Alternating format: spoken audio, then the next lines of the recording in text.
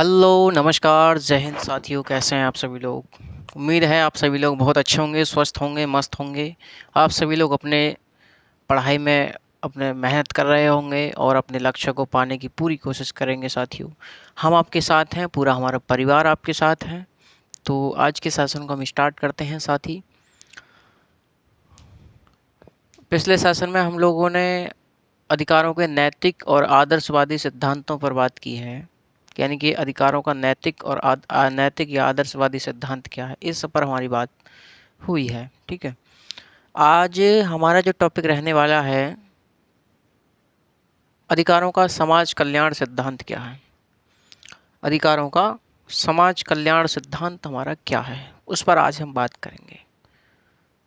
Next session में हम लोग मानवाधिकारों के बारे में देख लेंगे। उसके बाद हम लोग अधिकारों का मार्क्सवादी दृष्टिकोण, ये दोनों एक ही सेशन में हमारे हो जाएंगे, वो हम लोग कल देख लेंगे। ठीक, तो टॉपिक डाल दीजिए आज का, समाज कल्याण अधिकारों का सिद्धांत। समाज कल्याण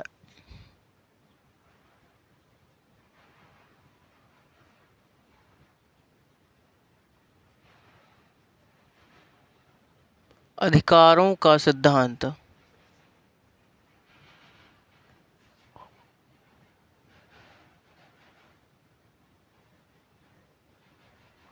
समाज कल्याण अधिकारों का सिद्धांत। तो समाज कल्याण अधिकारों का जो सिद्धांत है साथियों, हम लोग क्या करेंगे, समझते हुए चलेंगे, लिखते हुए चलेंगे साथ साथ में, ताकि हमारी जो क्लास है वो ज़्यादा लंबी ना हो। तो ये समाज कल्याण जो सिद्धांत है, समाज कल्याण अधिकारों का सिद्धांत, यह साथियों 20वीं शताब्दी में अस्तित्व में आया है ना। 20वीं शताब्दी में अस्तित्व में आया। ये जो सकारात्मक उदारवाद जो था, आपने पढ़ा होगा उस समय उदारवाद में, तो जो सकारात्मक उदारवाद था, सकारात्मक उदारवाद का ही विकसित रूप जो था वो लोक कल्याणकारी राज्य था। उसी लोक कल्याणकारी राज्य को ही हमने क्या कह दिया, समाज कल्याणकारी राज्य कह दिया। तो आज हम बात करेंगे समाज कल्याण अधिकारों के बारे में, कि जो समाज के कल्याण के लिए अधिकार जो दिए जाने चाहिए वो कैसे कैसे, क्या क्या उसका प्रोसेस है, उस बारे में आज बात करेंगे। तो मैंने आपको बताया कि जो समाज कल्याण अधिकारों का जो सिद्धांत है, ये हमारा 20वीं शताब्दी में आया, यानी कि सकारात्मक उदारवाद का ही ये विकसित रूप है। ठीक है, 20वीं शताब्दी में अस्तित्व में आया। ये जो सिद्धांत है, जितने भी हमारे अधिकारों के सिद्धांत थे, उपर्युक्त के सभी सिद्धांतों का क्या माना जाता है, ये समन्वय है। यानी सभी सिद्धांतों का इसमें क्या है, कुछ कुछ अंश मिलेगा, यानी उन सबका समन्वय इस सिद्धांत में माना जाता है। जैसे अधिकारों के और जो सिद्धांत थे, मैंने आपको बताया था, जैसे अधिकारों को प्राकृतिक अधिकारों सिद्धांत हो, चाहे वो कानूनी अधिकारों सिद्धांत हो, चाहे वो आपको ऐतिहासिक अधिकारों सिद्धांत हो, चाहे वह आपका नैतिक या आदर्शवादी राज्य अधिकारों का सिद्धांत हो, तो ये सभी सिद्धांतों का क्या है, ये समन्वय है। यानी कि जो समाज कल्याण अधिकारों का सिद्धांत है, यह उपर्युक्त के सभी सिद्धांतों का क्या माना जाता है, समन्वय माना जाता है। सभी सिद्धांतों का समन्वय माना जाता है कौन, समाज कल्याण अधिकारों का सिद्धांत। इस सिद्धांत के यदि प्रतिपादक की बात करी जाए तो मेरे साथी लॉस्की सिद्धांत के प्रतिपादक माने जाते हैं। कौन माने जाते हैं, लॉस्की को इस सिद्धांत का प्रतिपादक के रूप में माना जाता है। यदि सिद्धांत के समर्थकों की बात करी जाए तो समर्थकों में किस किस का नाम आता है, समर्थकों में जैसे हमारे J.S. मिल हैं, T.H. ग्रीन हैं, G.D.H. कोल हैं, बार्कर हैं, कौन है, बार्कर हैं, हाउस हैं, ये सभी इस सिद्धांत के समर्थकों के रूप में जाने जाते हैं। ये सभी समर्थकों के रूप में जाने जाते हैं। इतनी बात आपको क्लियर समझ में आई होगी। यह सिद्धांत क्या मानता है, सिद्धांत मानता है कि अधिकार वे होते हैं अधिकार क्या होते हैं? इस सिद्धांत के अनुसार अधिकार वे होते हैं जो समाज कल्याण या सामाजिक हित पर आधारित होते हैं। यानी कि समाज कल्याण अधिकारों के सिद्धांत के अनुसार अधिकार वे होते हैं जो समाज कल्याण या सामाजिक हित पर आधारित होते हैं। ऐसे अधिकार जो समाज कल्याण या सामाजिक हित पर आधारित नहीं होते, उन्हें हम अधिकारों की संज्ञा नहीं दे सकते। उन्हें हम अधिकारों की संज्ञा साथियों नहीं दे सकते। इतना लिखें आप लोग, उसके साथ मैं आपको समझाता हूँ आगे। साथ ही थोड़ी तबीयत नाराज है आज, तो इसलिए क्या है कि बोलने में दिक्कत हो रही है, गले में दर्द सा चल रहा है, तो इसलिए मैं आपको ज़्यादा चीख के नहीं पढ़ा सकता, क्योंकि जो भी है कॉन्सेप्ट है आप लोग समझिएगा ध्यान से। तो इसमें लिखिएगा आप लोग, समाज कल्याण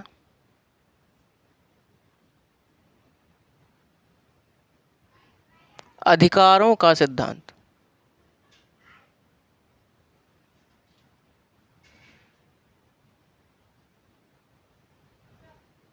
समाज कल्याण अधिकारों का सिद्धांत 20वीं शताब्दी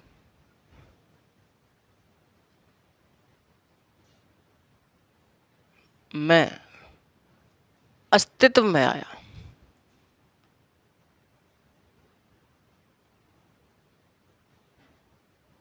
अस्तित्व में आया।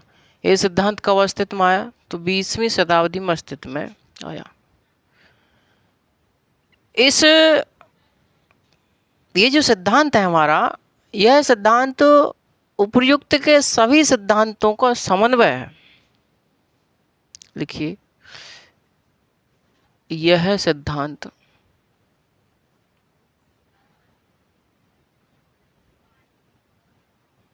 उपर्युक्त के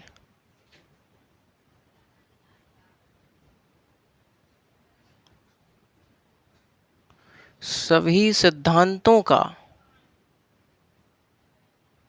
समन्वय है। यह सिद्धांत उपर्युक्त के सभी सिद्धांतों क्या है? समन्वय है।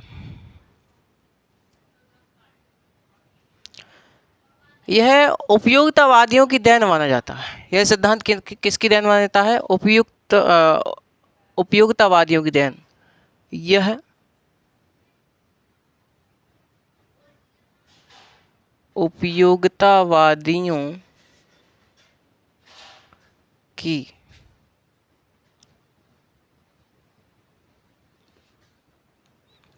देन मानी जाती है। तो जो हमारे उपयोगितावादी थे, उपयोगितावादी मतलब जो उपयोगितावाद का सिद्धांत था,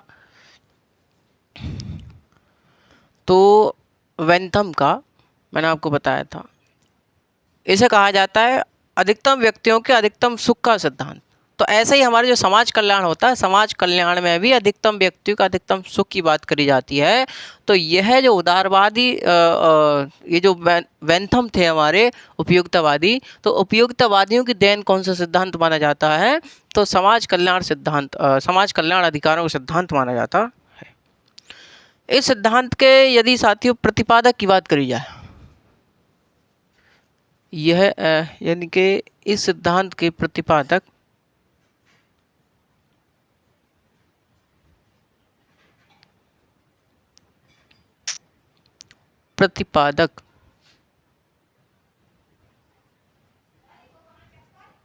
लॉस्की माने जाते हैं।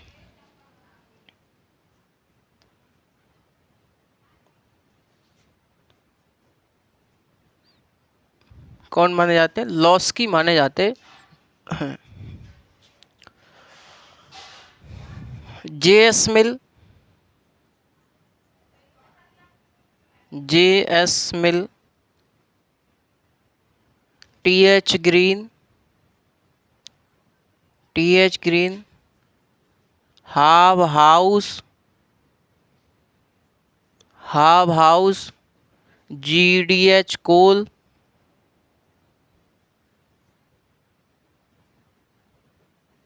G.D.H. कोल, JS मिल, TH ग्रीन, GDH कोल, हाव हाउस, बारकर,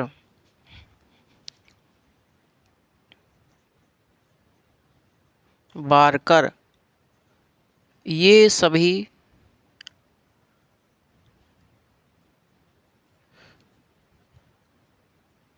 इस सिद्धांत के क्या माने जाते हैं? समर्थक माने जाते हैं। समर्थक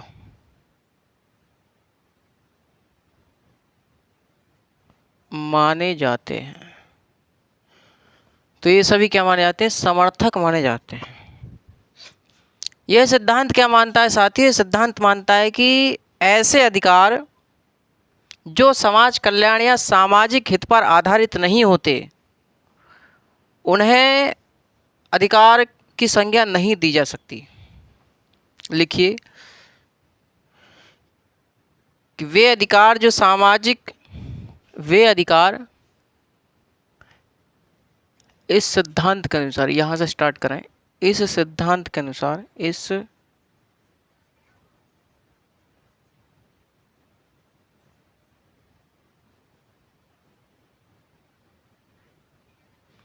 सिद्धांत के अनुसार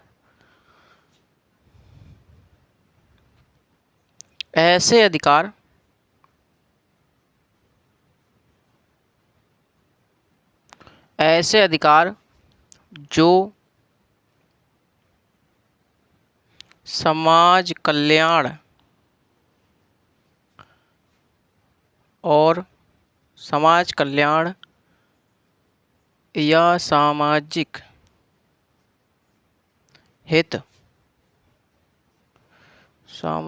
हित पर आधारित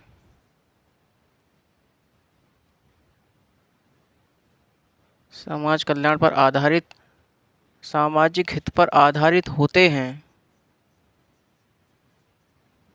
समाज कल्याण या सामाजिक हित पर आधारित होते हैं, उन्हें ही अधिकार कहा जाता है। लेकिन ऐसे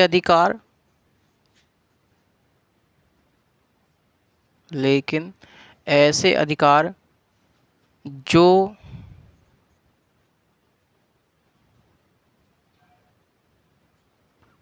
समाज कल्याण या सामाजिक हित पर आधारित नहीं होते, समाज कल्याण पर आधारित नहीं होते,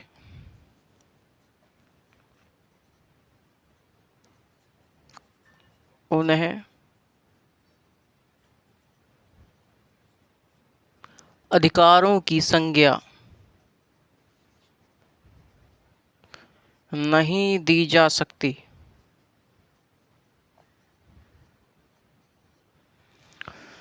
तो ये सिद्धांत क्या मानता है साथी? सिद्धांत मानता है कि ऐसे अधिकार जो समाज कल्याण या सामाजिक हित पर आधारित होते हैं, उन्हें ही क्या मानते हैं? हम अधिकार मानते हैं। जो अधिकार सामाजिक कल्याण या सामाजिक हित पर आधारित नहीं होते, उन्हें हम अधिकारों की संज्ञा नहीं दे सकते। तो ये सिद्धांत हमारा ये मानता है साथियों। इस सिद्धांत के अनुसार, यह सिद्धांत और क्या मानता है? इस सिद्धांत के अनुसार मनुष्य को एक सामाजिक प्राणी के रूप में माना गया है। मनुष्य क्या माना गया है? एक सामाजिक प्राणी के रूप में माना गया है। इसलिए सामाजिक हित के विरुद्ध व्यक्ति का कोई अधिकार नहीं होता। लिखिए, इस सिद्धांत के अनुसार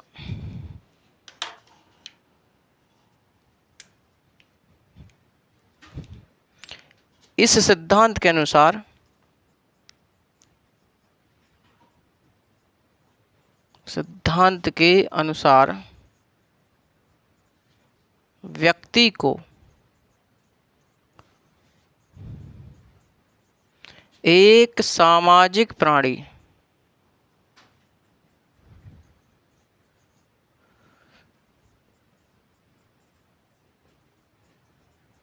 व्यक्ति को एक सामाजिक प्राणी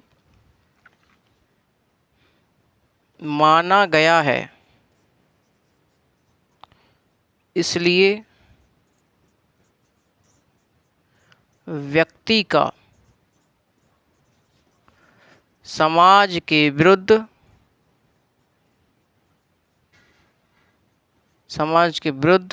या समाज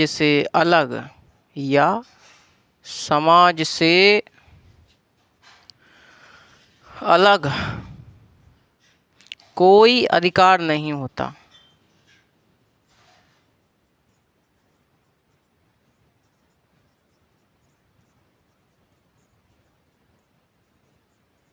कोई अधिकार नहीं होता है। तो इस सिद्धांत में क्या माना गया है? व्यक्ति को एक सामाजिक प्राणी माना गया है और समाज के विरुद्ध या समाज से अलग व्यक्ति का कोई भी अधिकार नहीं माना जाता है। व्यक्ति का कोई भी अधिकार नहीं होता। यदि व्यक्ति समाज में है तभी वह अधिकारों की प्राप्ति कर सकता है, अन्यथा समाज से अलग उसको कोई भी अधिकार प्राप्त नहीं होता है। इस सिद्धांत का मानना है कि अधिकार का रूप चाहे प्राकृतिक हो, चाहे कानूनी हो, चाहे ऐतिहासिक हो, चाहे आदर्शवादी हो, इन सब का मापदंड एक ही है, वह है कौन सा? सामाजिक हित या समाज कल्याण। तो मैंने आपको बताया कि जो हमारा ये सिद्धांत है, समाज कल्याण अधिकारों को सिद्धांत, यह मानता है कि जो हमारे अधिकार हैं, अधिकारों का स्वरूप चाहे कैसा भी हो, चाहे वह प्राकृतिक हो, चाहे कानूनी हो, चाहे ऐतिहासिक हो, चाहे नैतिक या आदर्शवादी हो, इन सब का मापदंड एक ही है, वह है सामाजिक हित या फिर समाज कल्याण। लिखिए जरा इसे। इस सिद्धांत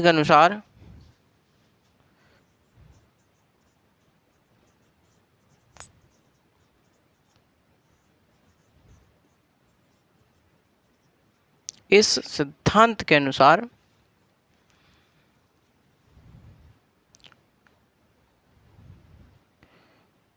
अधिकारों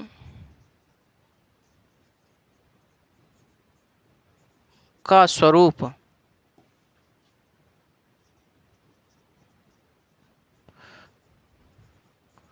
चाहे जो हो, चाहे जो भी हो, अधिकारों का स्वरूप चाहे, ऐसे लिखिए, चाहे प्राकृतिक हो,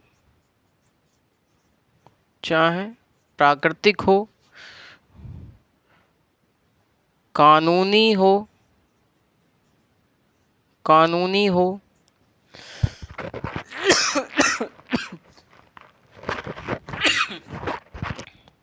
ऐतिहासिक हो,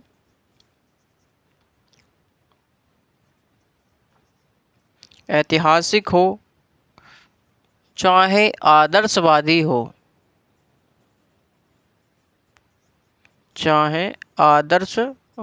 हो, इन सब का मापदंड एक ही है। इन सब का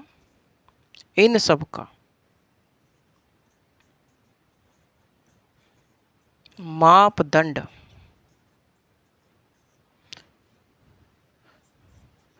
एक ही है, वह समाज कल्याण या सामाजिक हित है।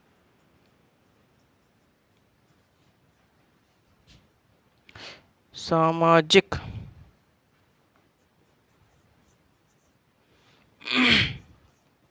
हित है। तो अधिकारों का स्वरूप चाहे जो हो, चाहे प्राकृतिक हो, चाहे कानूनी हो, चाहे ऐतिहासिक हो, चाहे आदर्शवादी हो, इन सब का मापदंड क्या है? एक ही है, वह है समाज कल्याण या फिर सामाजिक हित माना जाता है। इस सिद्धांत के अनुसार अधिकार क्या है? अधिकार समाज की देन है। अधिकार किसकी देन है? समाज की देन है। राज्य इनको लागू करता है और इनकी सुरक्षा करता है। लिखिए, यह सिद्धांत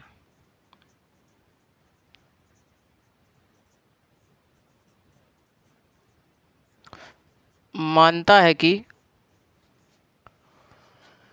यह सिद्धांत मानता है कि अधिकार समाज की देन है, समाज की देन है। राज्य इनको लागू करता है और इनकी सुरक्षा करता है। राज्य इनको लागू करता है एवं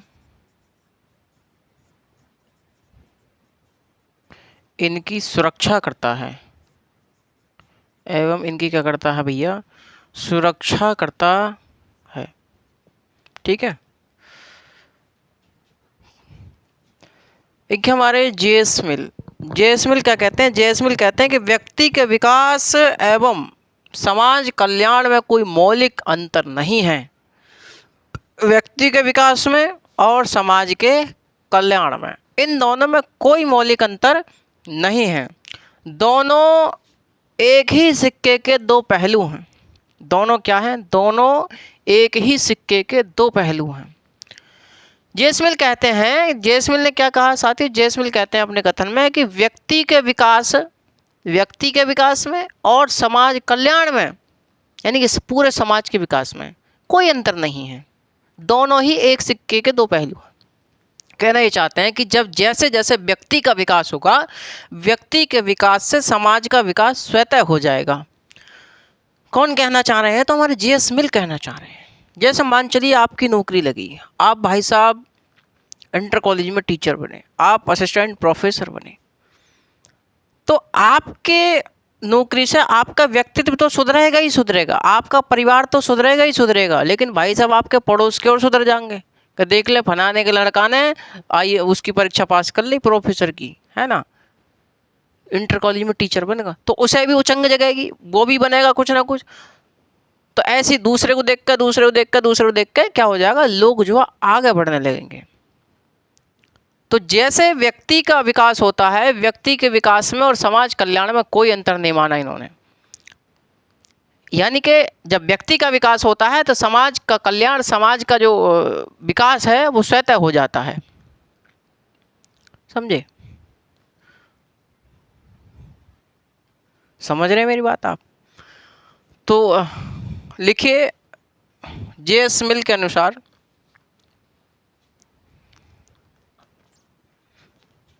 यहाँ लिखिए जेएस मिल का कथन है,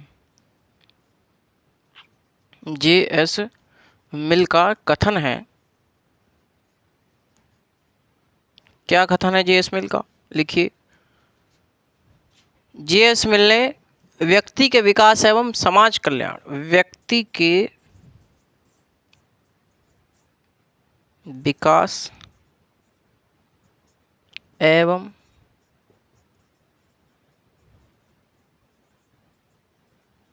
समाज कल्याण में कोई मौलिक अंतर नहीं है, कोई मौलिक अंतर नहीं है। दोनों एक ही सिक्के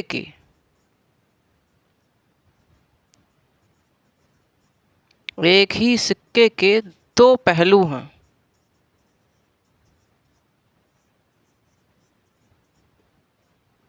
एक ही सिक्के के क्या हैं, दो पहलू हैं।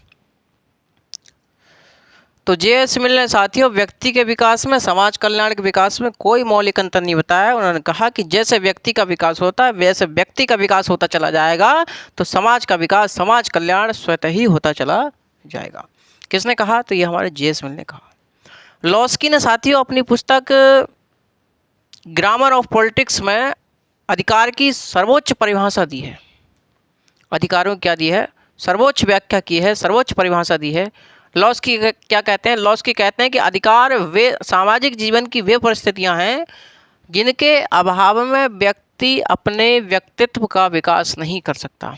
कौन कहते हैं, तो लॉस्की कहते हैं साथी। ये जरा रफ कीजिए आप लोग, ठीक भाई, स्क्रीनशॉट ले लें इसका आप।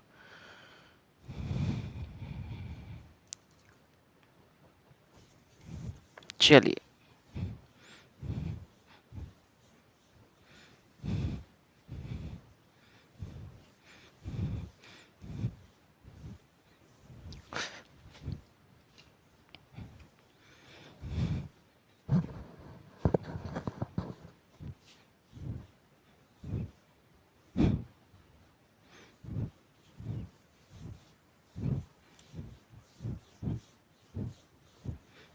आगे लिखिए इसमें कि भाई जो हमारे लॉस्की हैं, लॉस्की ने अपनी पुस्तक लॉस्की ने अपनी पुस्तक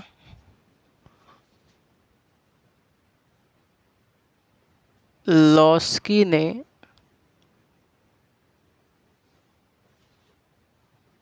अपनी पुस्तक ग्रामर ऑफ पॉलिटिक्स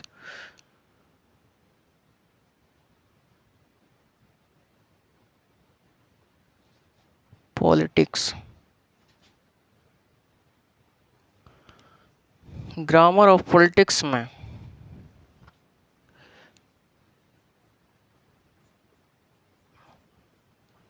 अधिकारों की सर्वोच्च व्याख्या की है। अधिकारों की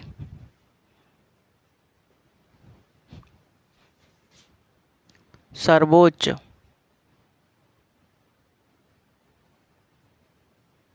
व्याख्या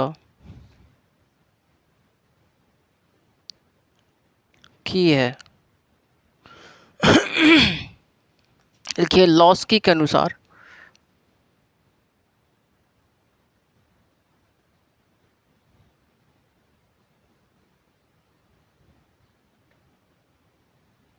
लॉस्की के अनुसार अधिकार सामाजिक जीवन की वे परिस्थितियां हैं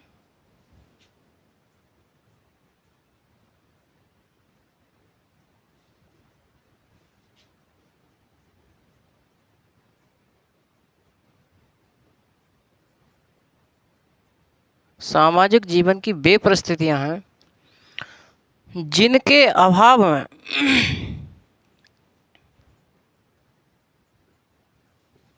जिनके अभाव में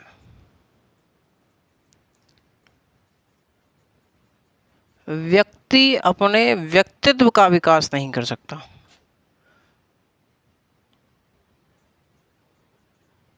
व्यक्तित्व का विकास नहीं कर सकता।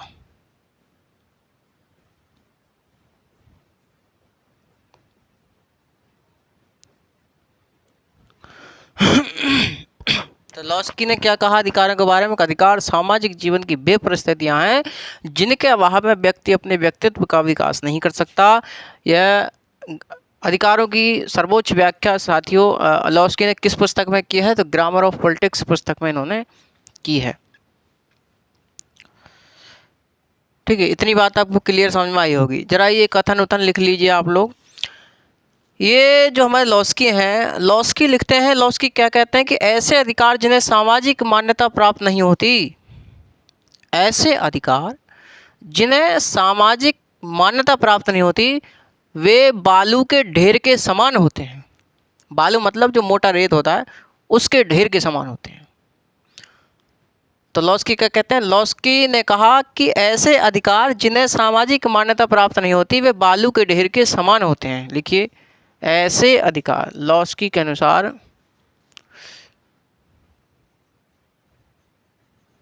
लॉस्की के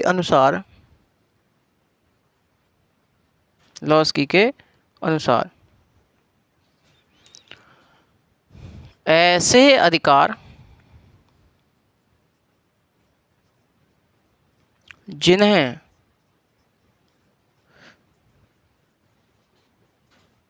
सामाजिक मान्यता प्राप्त नहीं होती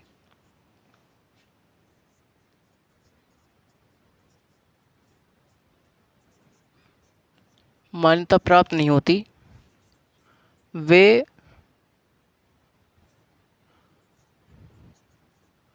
बालू के ढेर के समान होते हैं।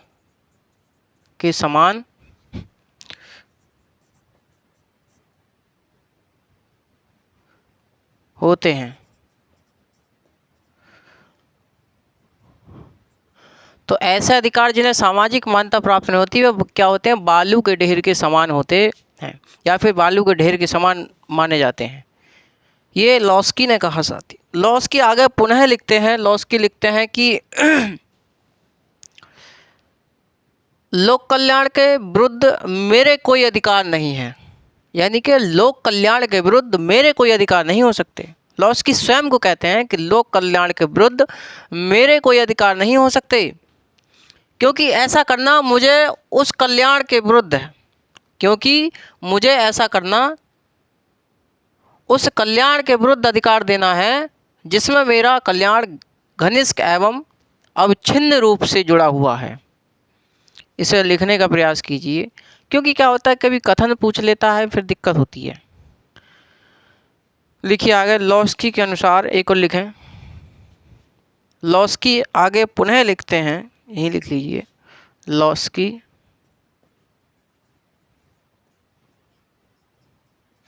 आगे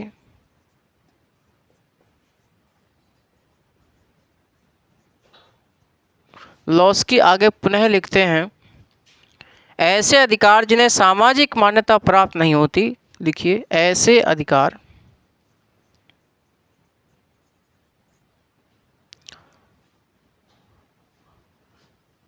लॉस्की कहते हैं कि लोक कल्याण के विरुद्ध, सॉरी मैं ऊपर वाले लिख रहा था अभी तो हो जाता है कभी कभी। लिखा है कि लोक कल्याण के विरुद्ध मेरे कोई अधिकार नहीं हो सकते। लोक कल्याण के विरुद्ध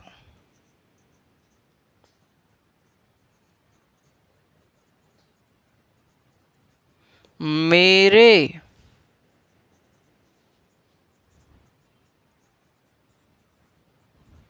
कोई अधिकार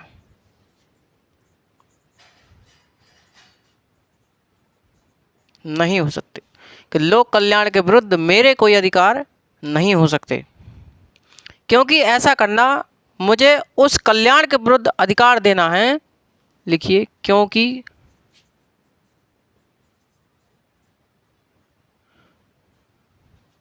क्योंकि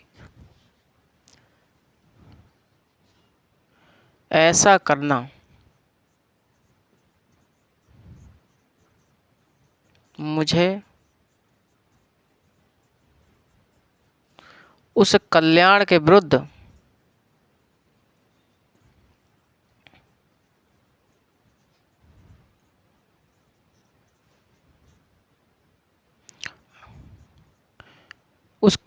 विरुद्ध अधिकार देना है जिसमें मेरा कल्याण घनिष्ठ एवं अविच्छिन्न रूप से जुड़ा हुआ है, जिसमें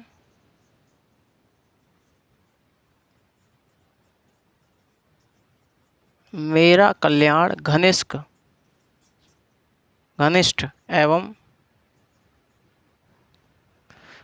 एवं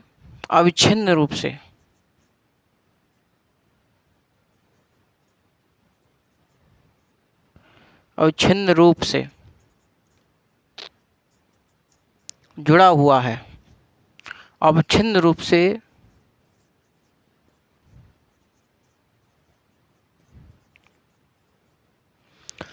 तो मैंने आपको बताया कि लॉस्की कहते हैं कि लोक कल्याण के विरुद्ध मेरे कोई अधिकार नहीं हो सकते। लोक कल्याण के विरुद्ध मेरे कोई अधिकार नहीं हो सकते, क्योंकि ऐसा करना यानी लोक कल्याण के विरुद्ध मुझे अधिकार देना, यानी ऐसा करना उस कल्याण के विरुद्ध अधिकार देना है जिसमें मेरा कल्याण घनिष्ठ एवं अविच्छिन्न रूप से छिपा हुआ है, जिसमें मेरा भी अधिकार छिपा हुआ है। मैं ऐसे लोक कल्याण के विरुद्ध अपने अधिकार नहीं दे अपने विचार नहीं दे सकता। भाई समझ रहे हैं मेरी बात आप? तो लोक कल्याण के विरुद्ध मैं अपने अधिकार नहीं दे सकता, तो मेरे ऐसे अधिकार नहीं हो सकते जो लोक कल्याण के विरुद्ध हों। लोक कल्याण में ही मेरा क्या है, मेरा घनिष्ठ अधिकार छिपे हुए हैं। ये कौन मानते हैं? तो हमारे ये लॉस्की मानते हैं। लॉस्की कहते हैं कि मेरे अधिकारों की मांग इसलिए खड़ी होती है कि मैं सामाजिक हित में अपना योगदान देना चाहता हूँ। यानी कि लॉस्की कहते हैं कि मेरे अधिकारों की मांग इसलिए खड़ी होती है कि मैं सामाजिक हित में अपना योगदान देना चाहता हूँ। सामाजिक हित या समाज कल्याण के लिए अपना योगदान देना चाहता हूँ। लिखिए आगे। लॉस्की कहते हैं कि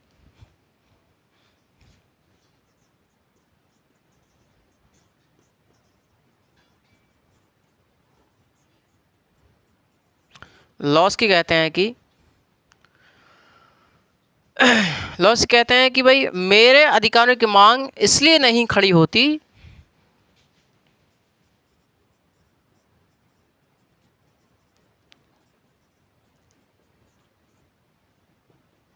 मेरे अधिकारों की मांग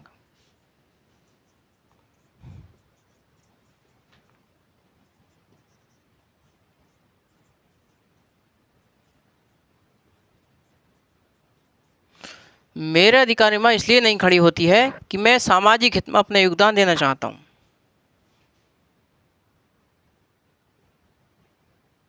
मेरे अधिकारों की मांग इसलिए खड़ी होती है, इसलिए नहीं नहीं इसलिए खड़ी होती है, इसलिए खड़ी होती है कि मैं सामाजिक जीवन में, सामाजिक हित या लोक कल्याण या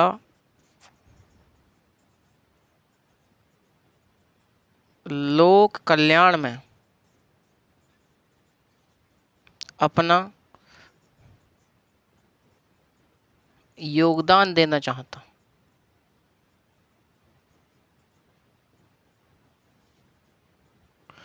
तो वही लॉस्की कहते हैं कि मेरे अधिकारों की मांग इसलिए खड़ी होती है कि मैं सामाजिक हित में अपने क्या देना चाहता हूँ, योगदान देना चाहता हूँ। कौन मानते हैं? लॉस्की कहते हैं इस बात को। लॉस्की जो हमारे लॉस्की राज्य और अधिकारों के बीच संबंध बताते हुए कहते हैं कि आज किसी भी राज्य की पहचान इस बात पर नहीं हो सकती कि वह अपने व्यक्तियों को कितने अधिकार दे रहा है, कितने ज़्यादा अधिकार दे रहा है,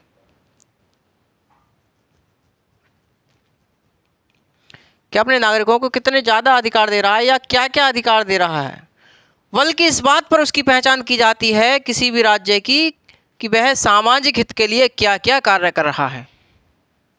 लॉस्की ने कहा, क्या कहते हैं लॉस्की, पुनः सुनिए। लॉस्की कहते हैं साथियों, इन्होंने राज्य और अधिकारों के बीच में संबंध स्थापित करते हुए कहा कि किसी भी राज्य की पहचान इस बात पर निर्भर करता है, किसी भी राज्य की पहचान इस बात पर निर्भर नहीं करती कि वह अपने नागरिकों को कितने अधिकार दे रहा है, क्या क्या अधिकार दे रहा है, बल्कि इस बात पर उसकी पहचान निर्भर करती है कि वह सामाजिक हित में कितने कार्य कर रहा है या फिर क्या क्या कार्य कर रहा है। मैंने आपको बताया कि जो राज्य समाज कल्याण के लिए, सामाजिक हित के लिए ज़्यादा कार्य करेगा, उस राज्य की पहचान उतनी ज़्यादा होगी। कौन मानते हैं? लॉस्की मानते हैं। जब भी तो लॉस्की ने कहा, इन्होंने अधिकार और राज्य में संबंध स्थापित करते हुए कहा कि किसी भी राज्य की पहचान इस बात पर नहीं होती कि वह अपने नागरिकों को कितने अधिकार दे रहा है, क्या क्या अधिकार दे रहा है, बल्कि इस बात पर होती है कि वह समाज कल्याण के लिए, सामाजिक हित के लिए क्या क्या कार्य कर रहा है। चलिए लिखिए। लॉस्की राज्य एवं अधिकार, राज्य एवं अधिकारों में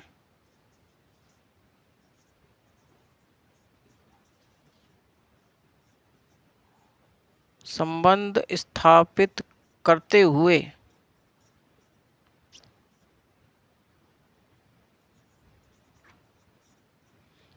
कहते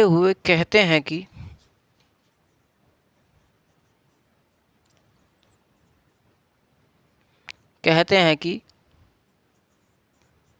किसी भी राज्य की पहचान,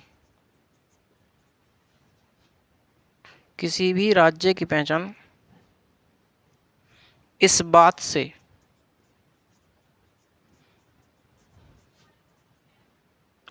से नहीं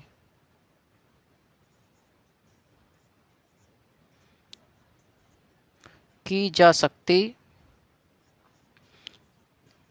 कि वह अपने नागरिकों को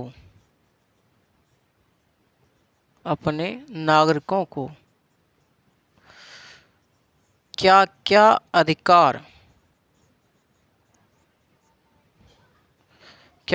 अधिकार देता है, बल्कि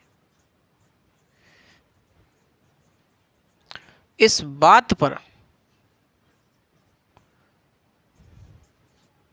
उसकी पहचान की जाती है, उसकी पहचान इस बात पर की जाती है कि वह राज्य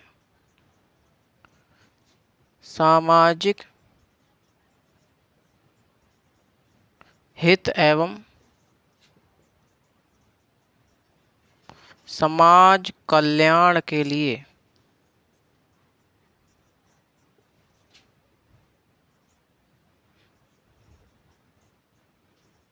क्या क्या कार्य कर रहा है।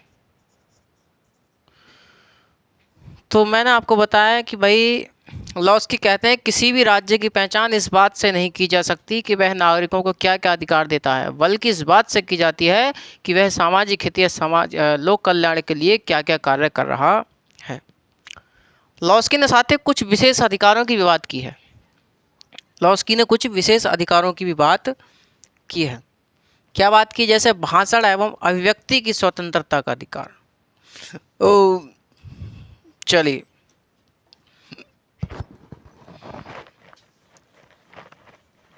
लॉस्की ने साथियों कुछ विशेष अधिकारों की भी चर्चा की है। अभी देखते हैं कौन कौन से विशेष अधिकार उन्होंने बताए।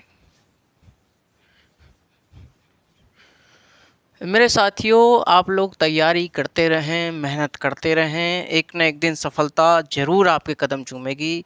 देखिए, बूंद बूंद से घड़ा भरता है, तैयारी करते चलें, साल 2 साल 3 साल, कभी ना कभी तो आपको एक सफलता ज़रूर मिलेगी। आप ये रह गए कि भाई हमने 6 महीना तैयारी करी, हमें सफलता नहीं मिली, तो भाई आप कुछ नहीं कर सकते। मैं आपको बता दूं, आपको धीरे धीरे लगना पड़ेगा। चींटी कितनी बार फिसलती है दीवार पर से, कितनी बार चढ़ती है, फिर फिसलती है, फिर चढ़ती है, एक समय ऐसा आता है कि वो चढ़ जाती है। तो निरंतर हमें अभ्यास करते रहना चाहिए, निरंतर अभ्यास करते रहना चाहिए। अभ्यास से साथियों हमें पीछे नहीं हटना चाहिए। हमसे गलती 1 बार होगी, 2 बार होगी, 3 बार होगी, 4 बार होगी, लेकिन साथियों एक समय ऐसा आएगा कि हमसे गलती होना बंद हो जाएगी।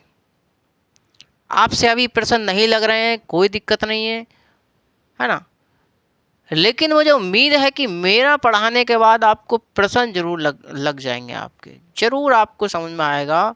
जो आपको प्रश्न प्रीवियस ईयर दे रखे हैं वो जरूर आपको समझ में आएंगे। और कुछ समय पश्चात मैं कोशिश करूंगा कि आपको प्रीवियस ईयर टीजीटी के भी, पीजीटी के भी, और मैं यूजीसी नेट तक के आपको प्रीवियस ईयर करा दूंगा। मैं पूरी कोशिश, पूरा प्रयास करूंगा साथियों। ऐसे ऐसे क्वेश्चन मैं आपको कराऊंगा कि आपको हूबहू एग्ज़ाम में देखने को वो मिलेंगे। क्योंकि हम यूं ही नहीं हैं, हमने बहुत पक्की गोलियां खाई हैं बेटे, कच्ची गोलियां ना खाई हैं हमने। चलिए तो मैंने आपको बताया लॉस्की ने कुछ विशेष अधिकारों की बात की है, जैसे भाषण एवं अभिव्यक्ति की स्वतंत्रता, संघ बनाने की स्वतंत्रता, संघ संगठन बनाने की स्वतंत्रता, है ना, शिक्षा का अधिकार, रोजगार की स्वतंत्रता। ये तो साथियों आप लोगों ने, जब आप मौलिक अधिकार पढ़ रहे थे उस समय भी आप लोगों ने पढ़ा होगा, मौलिक अधिकार जहाँ से भी आप पढ़ रहे होंगे। लेकिन कुछ समय पश्चात अगर डिजिटल बोर्ड आता है तो मैं आपको 3 क्लासें चलाऊँगा।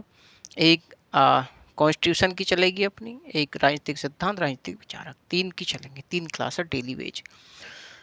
तो उसके लिए आप लोगों को पेशेंस की आवश्यकता है, धैर्य आप बना करके रखिए।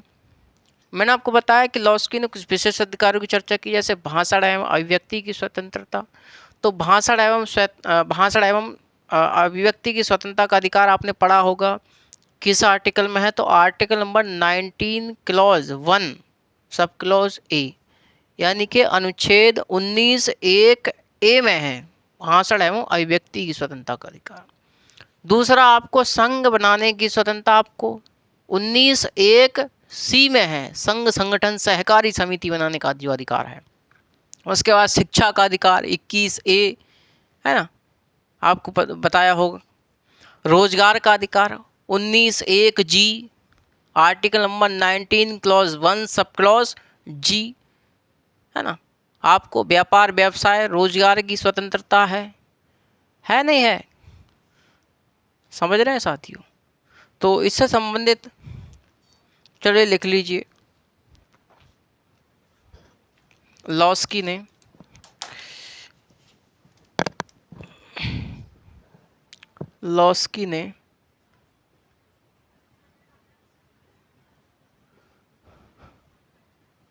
कुछ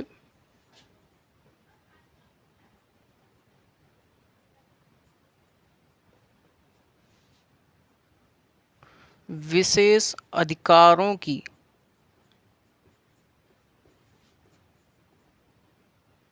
चर्चा की है,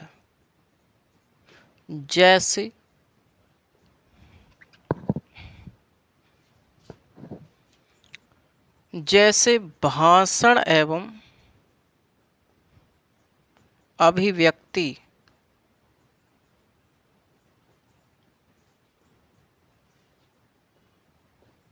भाषण एवं अभिव्यक्ति की स्वतंत्रता का अधिकार।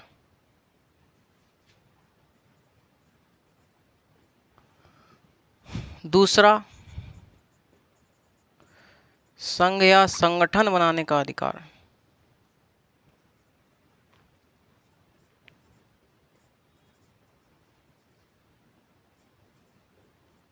संघ या संगठन बनाने का अधिकार। नंबर 3 शिक्षा का अधिकार।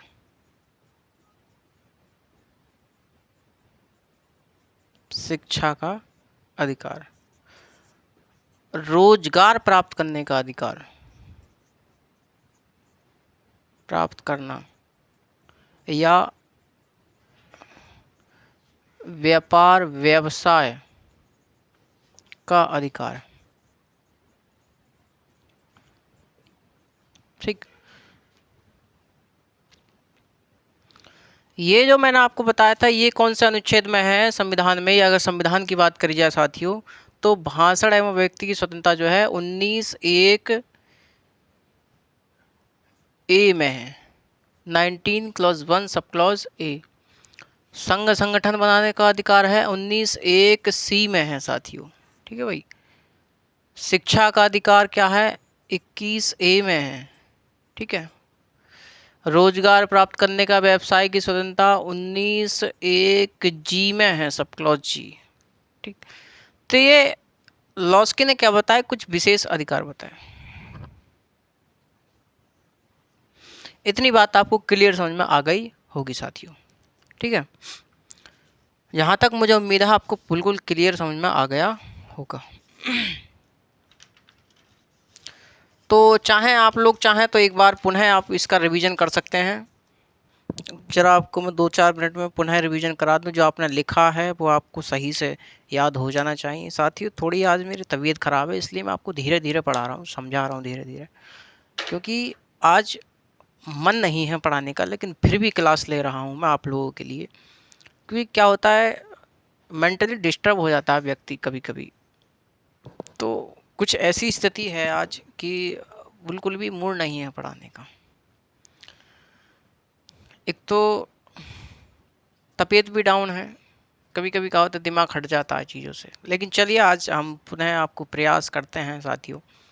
तो मैंने आपको समाज कल्याण के अधिकारों का सिद्धांत बताया। यह जो सिद्धांत है, यह सिद्धांत कब अस्तित्व में आया, तो 20वीं शताब्दी में यह सिद्धांत अस्तित्व में आया, मैंने आपको बताया।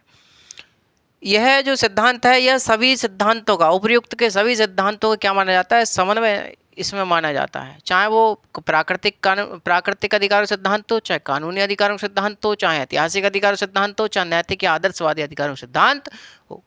सभी अधिकारों के सिद्धांत के इनमें क्या माना जाता है, समन्वय इसमें माना जाता है।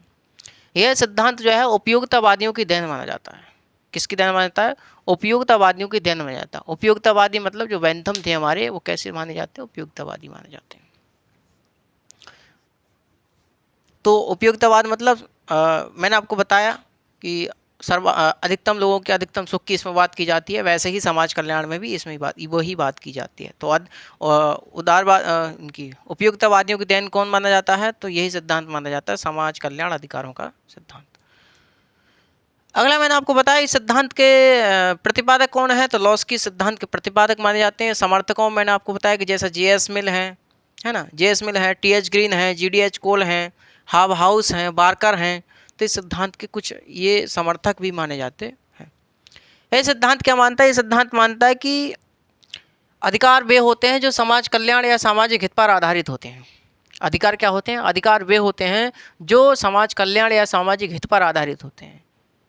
वे ऐसे अधिकार जो सामाजिक हित या समाज कल्याण के विरुद्ध होते हैं, उन्हें हम अधिकार की संज्ञा नहीं दे सकते। ठीक है, ये सिद्धांत में हमने ये देखा।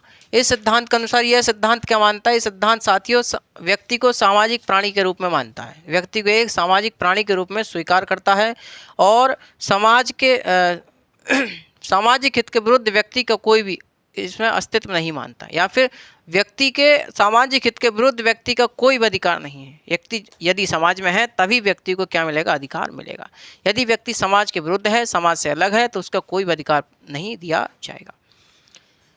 ये सिद्धांत मानता है कि अधिकार का स्वरूप चाहे प्राकृतिक हो, चाहे कानूनी हो, चाहे ऐतिहासिक हो, चाहे आदर्शवादी हो, इन सब का मापदंड एक ही है, वह है समाज कल्याण या फिर सामाजिक हित। इस सिद्धांत के अनुसार अधिकार समाज की देन है। अधिकार क्या है, समाज की देन है। राज्य इन अधिकारों की सुरक्षा करता है या फिर इनको लागू करता है। इस सिद्धांत का मानना है कि अधिकारों का उद्देश्य व्यक्तिगत एवं सामाजिक हित के बीच सामंजस्य की स्थापना करना है। इस सिद्धांत का उद्देश्य क्या है, इस सिद्धांत का उद्देश्य, अगर मैंने ये लाइन लिखवाई हो सकता है मैंने ये लाइन नहीं लिखवाई हो साथियों, मेरा ध्यान से उतर रही है बात, लेकिन आप लोग लिख लीजिए लास्ट में कि इस सिद्धांत का उद्देश्य क्या है। इस सिद्धांत का उद्देश्य है, इस सिद्धांत का उद्देश्य अधिकारों व्यक्तिगत एवं सामाजिक हित के बीच सामंजस्य की स्थापना करना। J.S. मिल क्या कहते हैं, J.S. मिल के अनुसार, J.S. मिल कहते हैं कि साथ ही व्यक्ति के विकास एवं समाज कल्याण में कोई मौलिक अंतर नहीं है, दोनों एक ही सिक्के के दो पहलू हैं। लॉस्की ने साथियों अधिकारों की सर्वोच्च व्याख्या की है, किस पुस्तक में, तो ग्रामर ऑफ पॉलिटिक्स पुस्तक में उन्होंने अधिकारों की सर्वोच्च व्याख्या की है। लॉस्की कहते हैं अधिकार की परिभाषा करते हुए कि अधिकार सामाजिक जीवन की वे परिस्थितियां हैं जिनके अभाव में व्यक्ति अपने व्यक्तित्व का विकास नहीं कर सकता। ठीक भाई, लेकिन यदि इस कथन को ना पूछ के दूसरा पूछ लिया जाए कि अधिकार सामाजिक जीवन की वे परिस्थितियां हैं जिनके अभाव में व्यक्ति अपने नैतिक विकास नहीं कर सकता, यदि नैतिक विकास की बात करी जाए तो साथियों ग्रीन का कथन माना जाएगा वो। तो आप लोग बेहतरीन से पढ़ते रहें, मैं तो आपसे यही कहना चाहूँगा। आगे चल कर के लॉस्की मानते हैं, लॉस्की कहते हैं कि ऐसे अधिकार जिन्हें सामाजिक मान्यता प्राप्त नहीं होती, वे क्या होते हैं, वे बालू के ढेर के समान होते हैं, बालू के ढेर के समान होते हैं। आगे पुनः लिखते हैं लॉस्की कहते हैं कि लोक कल्याण के विरुद्ध मेरे कोई अधिकार नहीं हो सकते, लोक कल्याण के विरुद्ध मेरे कोई अधिकार नहीं हो सकते, क्योंकि ऐसा करना मुझे उस कल्याण के विरुद्ध अधिकार देना है जिसमें मेरा कल्याण घनिष्ठ एवं अविच्छिन्न रूप से जुड़ा हुआ है। लॉस्की आगे कहते हैं कि मेरे अधिकारों की मांग इसलिए खड़ी होती है क्योंकि मैं सामाजिक हित में अपना योगदान देना चाहता हूँ। लॉस्की ने कहा कि मेरे अधिकारों की मांग इसलिए खड़ी होती है क्योंकि मैं सामाजिक हित में अपना योगदान देना चाहता हूँ। किसने कहा, ये हमारे कहने वाले लॉस्की थे।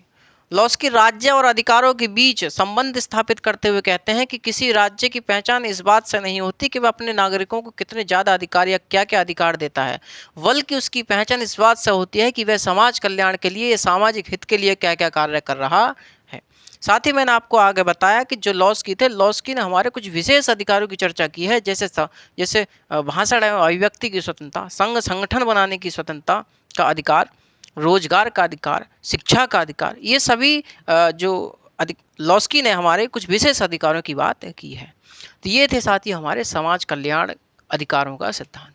तो समाज कल्याण अधिकारों के सिद्धांत के बारे में मैंने आपको बताया, आप इसे नोट कीजिए, एक बार पढ़िए, दोबारा वीडियो देखिए, 3 बार देखिए, 4 बार देखिए। जो भी समस्या है आपको हमें बताइए, क्वेश्चन लगाइए, ठीक।